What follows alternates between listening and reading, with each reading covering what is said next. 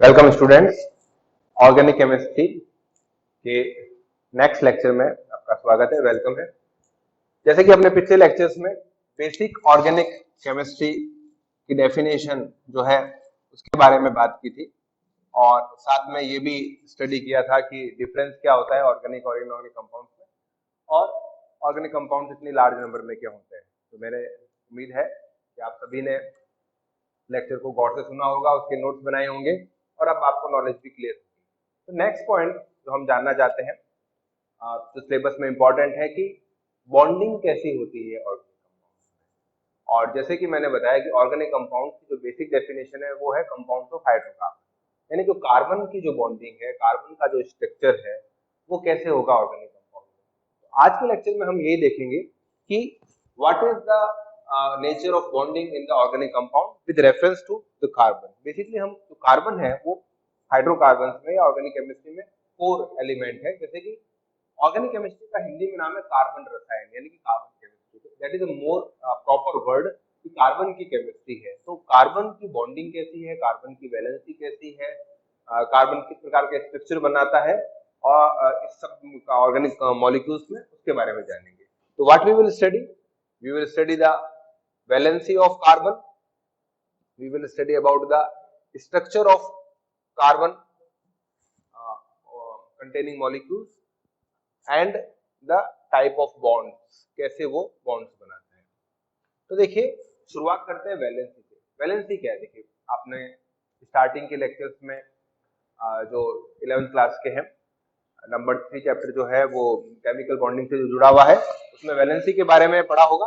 नहीं तो एक छोटी सी डिफाइन करते हैं वैलेंसी को। It is a combining capacity of an element, यानी कोई भी एलिमेंट कितने दूसरे एलिमेंट के एटम से जुड़ सकता है उसको वैलेंसी कहते हैं। वैलेंसी का मतलब हिंदी में एक प्रॉपर वर्ड है संयोजकता, यानी संयोजन की क्षमता। तो कंबाइनिंग कैपेसिटी वैलेंसी, तो कार्बन कितने दूसरे एटम से जुड़ सकता है वो उसकी वैलेंसी से पता लगता है। And it was the Kekule who proposed that valency of the carbon in the organic compound is tetravalent। कहने का मतलब है कि कार्बन की जो वैलेंसी है होती है ऑर्गेनिक कंपाउंड में वो टेट्रावेलेंट होती है, यानी कि कार्बन दूसरे 4 एटम से जुड़ सकता है। It is tetravalent, it can combine with the 4 other atoms in the organic molecule.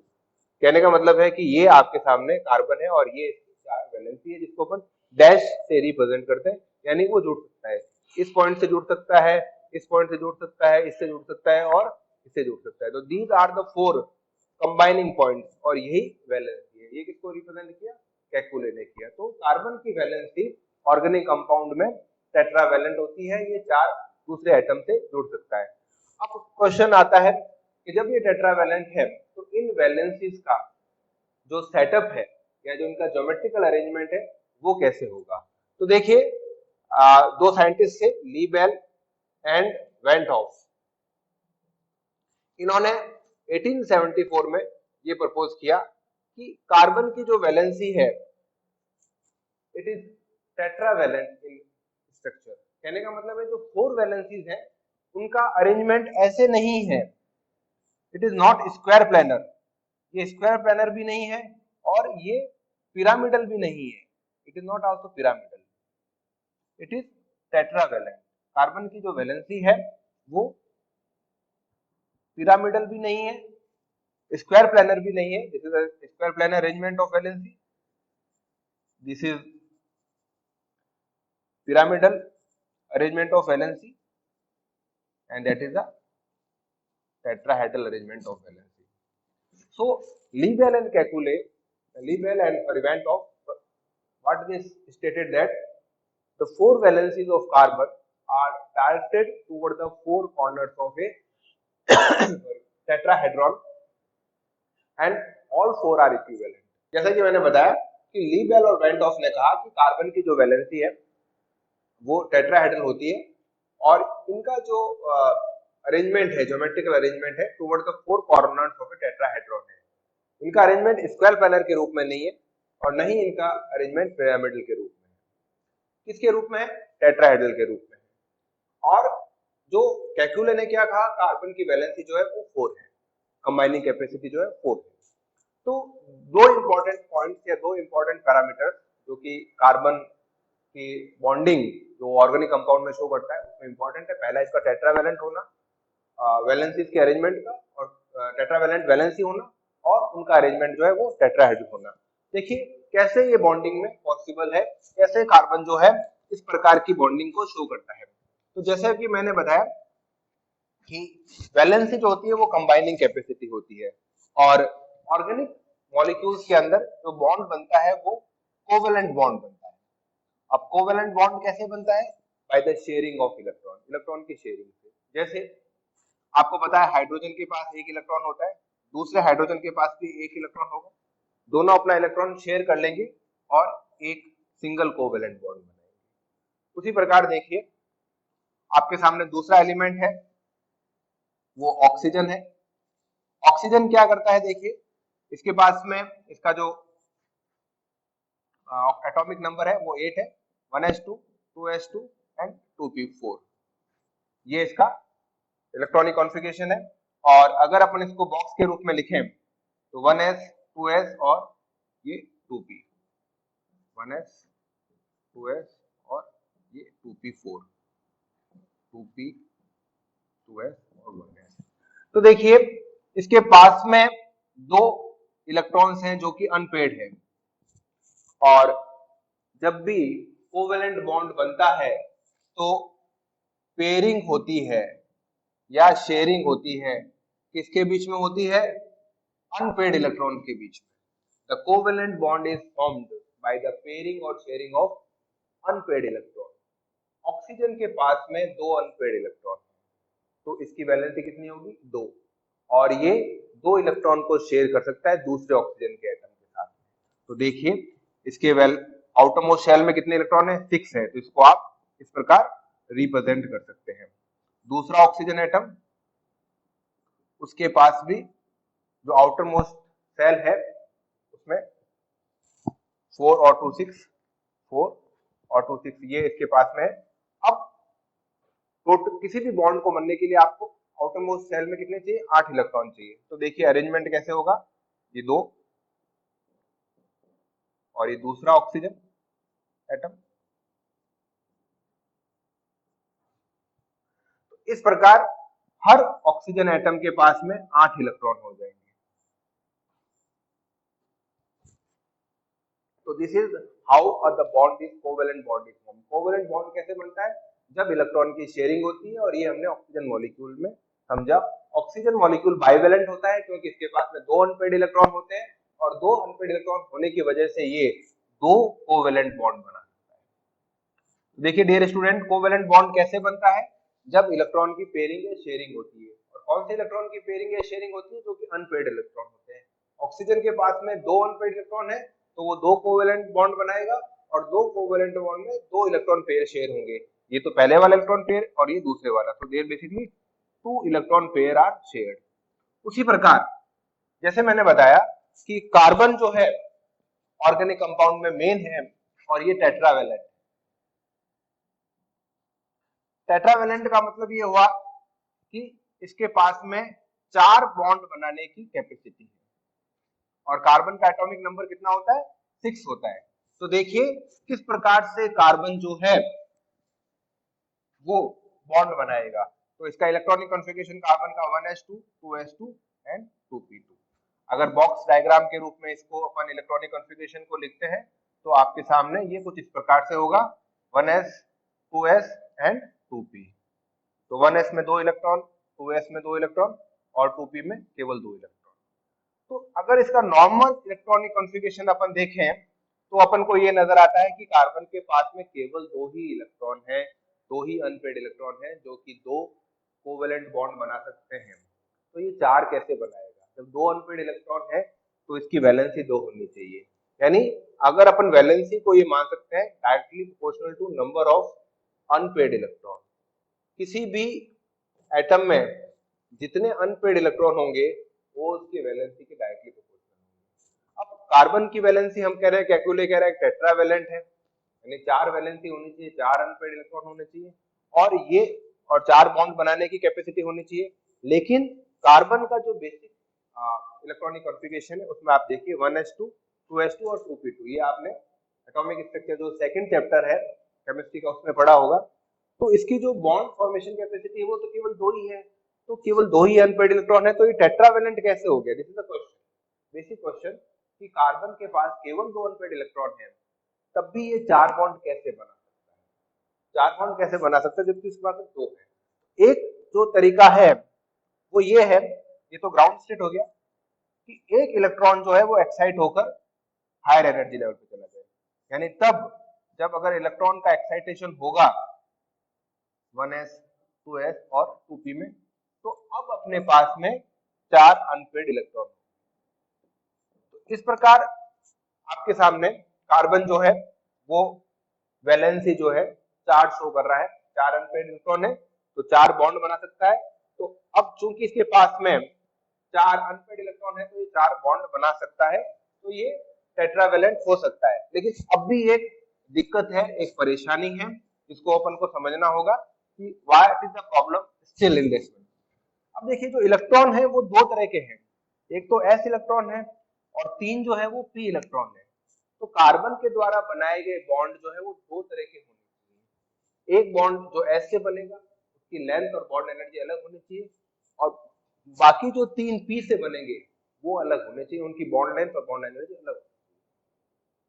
कहने का मतलब है कि कार्बन जब बॉन्ड बना रहा है तो उसको 2 तरह के बॉन्ड बनने चाहिए, एक जो s से बनेगा क्योंकि इसकी बॉन्ड एनर्जी अलग है, उसका ओवरलैपिंग पावर अलग है, और बाकी जो 3 है वो p से बनेंगे, उनकी बॉन्ड एनर्जी अलग है, उनकी ओवरलैपिंग स्ट्रेंथ जो है वो अलग है।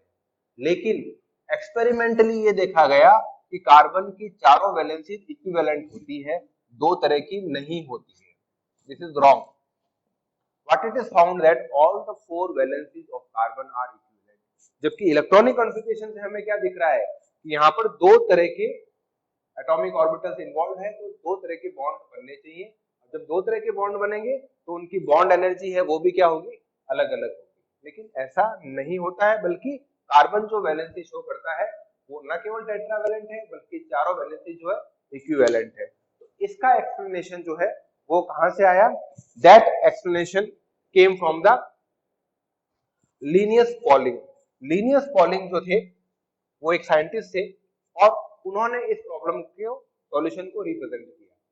व्हाट डड लीनियस पॉलिंग ने क्या किया? देखिए, ये साइंटिस्ट थे बहुत बड़े केमिस्ट्री के, इनको 2 बार नोबेल प्राइज मिला, एक बार केमिस्ट्री में मिला और एक बार उनको पीस नोबेल पीस प्राइज भी मिला for working for the world peace के लिए काम करने के लिए।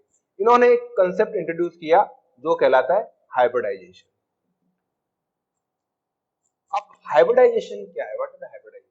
बेसिकली हाइब्रिडाइजेशन वो कंसेप्ट है जो बताता है कि कार्बन के पास 2 टाइप की एटॉमिक ऑर्बिटल होने के बावजूद भी वो जो 4 बॉन्ड बनाएगा वो इक्विवेलेंट, वो अलग अलग नहीं होंगे। तो what is the concept of hybridisation?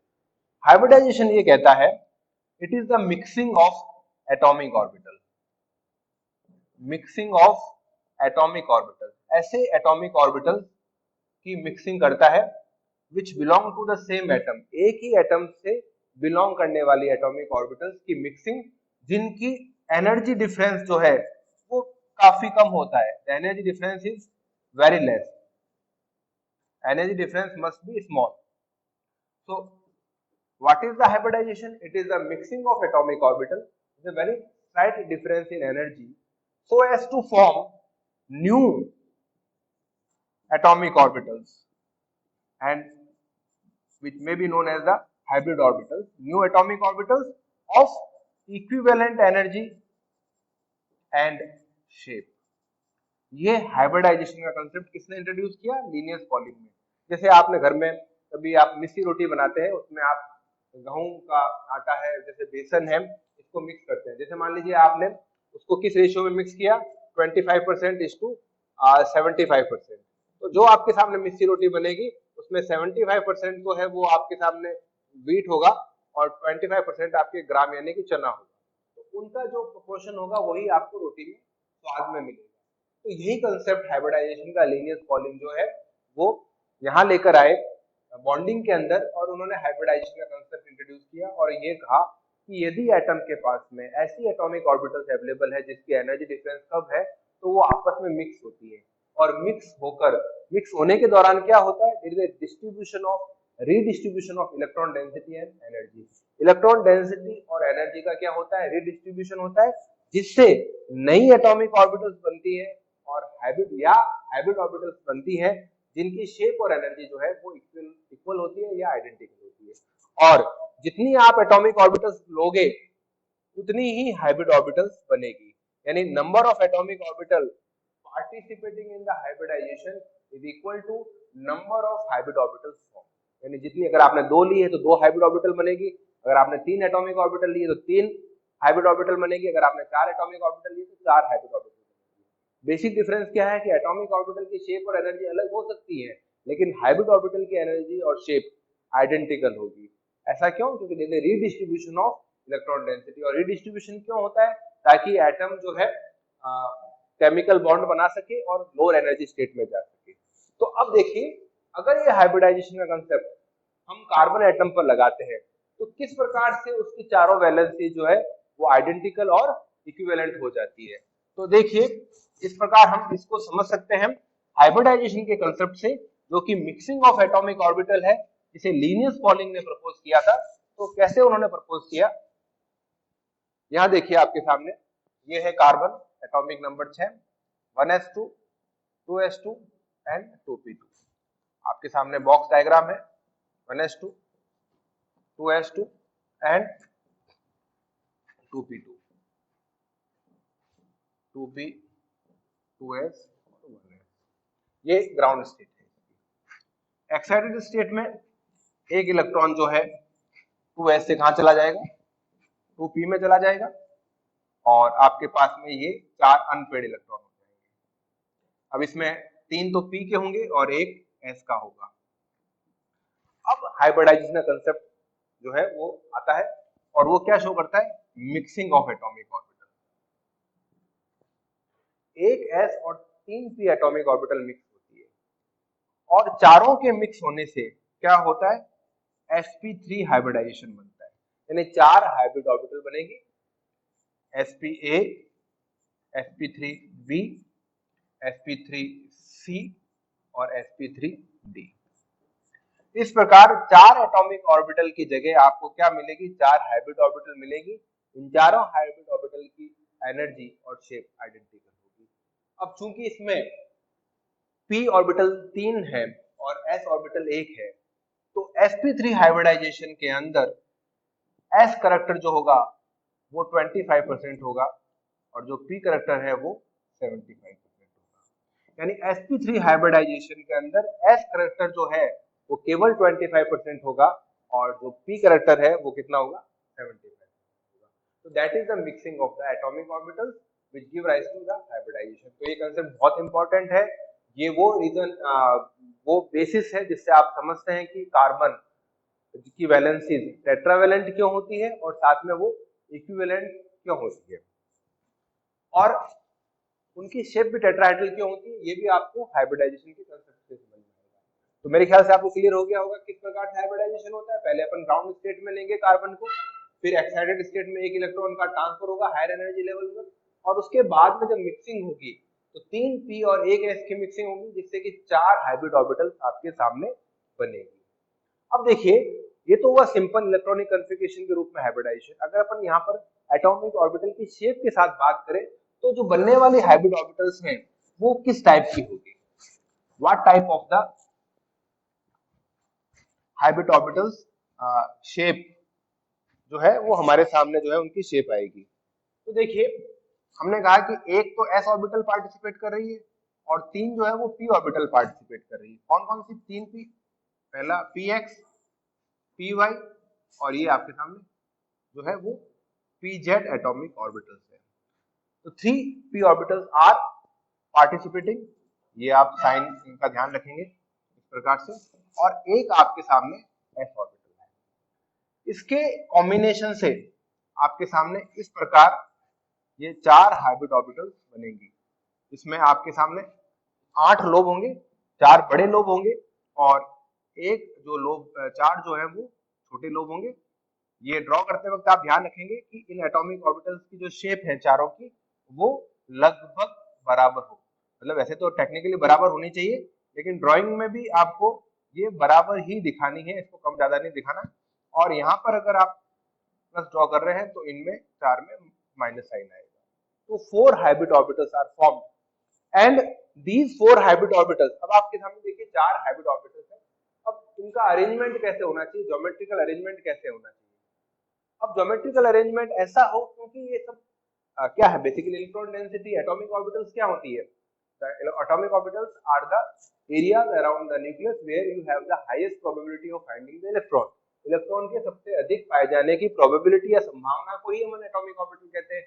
और चूंकि इलेक्ट्रॉन जो है नेगेटिवली चार्ज पार्टिकल है, तो उनके एटॉमिक ऑर्बिटल्स भी नेगेटिवली चार्ज होंगे, वो एक दूसरे को रिपेल करेंगे। तो अगर 4 एटॉमिक ऑर्बिटल्स है और आप चाहते हो कि उनमें रिपल्सन जो है वो कितना हो, मिनिमम, क्योंकि एक दूसरे को रिपेल करेंगे तो मैक्सिमम पॉसिबल डिस्टेंस पे जाएंगे।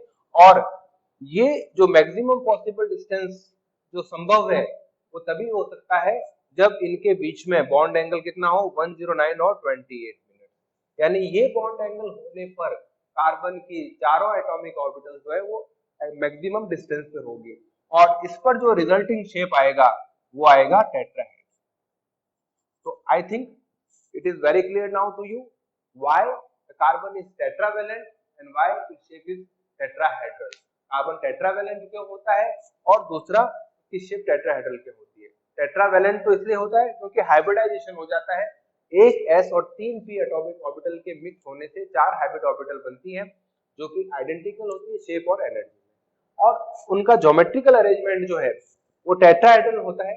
इसलिए होता है कि उन जो एटॉमिक ऑर्बिटल्स हैं ये भी हाइब्रिड ऑर्बिटल है, जिसको अपन कह सकते हैं sp3, ये है आपके सामने sp3b, ये है आपके सामने sp3c और ये है आपके सामने sp3d।